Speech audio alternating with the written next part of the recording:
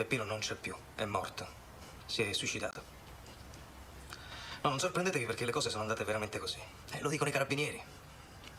Il magistrato lo dice che hanno trovato un biglietto. Voglio abbandonare la politica e la vita. Ecco, questa sarebbe la prova del suicidio, la dimostrazione. E lui per abbandonare la politica e la vita che cosa fa? Se ne va alla ferrovia. Comincia a sbattersi la testa contro un sasso, comincia a sporcare di sangue tutto intorno. Poi si fascia il corpo con il tritolo e salta in aria sui binari. Suicidio.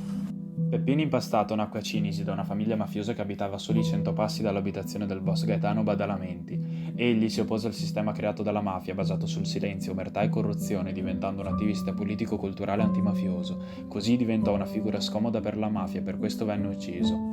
L'hanno ucciso a Giuseppe. Peppino, infatti, venne ucciso da un comando mafioso che lo picchiò, lo fasciò con il tritolo e lo fece saltare in aria. La sua morte, però, venne da subito posta in secondo piano al ritrovamento del corpo di Aldo Moro, avvenuto proprio nel medesimo giorno. Inizialmente un contorno, una figura, un'ombra incatenata a familiari mafiosi, assassini. Poi un giornalista, un conduttore radiofonico, un attivista, un combattente, un raggio di speranza sfocato ma imminente, che ha permesso di consacrare una nuova strada, in nome della libertà e della giustizia.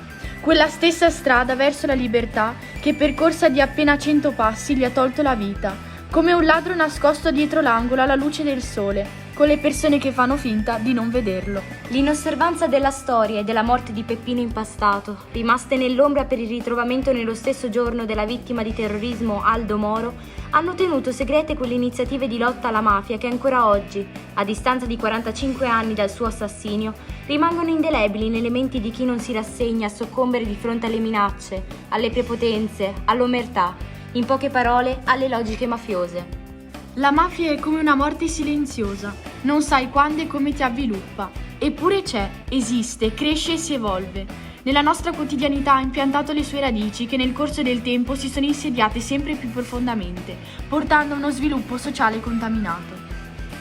Sono volti noti quelli della mafia, ma anche ignoti, menti raffinatissime nascoste tra i meditati misfatti di organizzazioni che controllano e organizzano attività di esclusiva pertinenza dello Stato. Eppure tutto rimane in un silenzio agghiacciante e la gente si abitua a tali silenzi. Dopotutto la mafia non è solo spari, ma anche corruzione. E quando non avvengono spargimenti di sangue, la comunità è noncurante della sua esistenza. E come ripeteva lo stesso Peppino Impastato, la mafia uccide, il silenzio pure.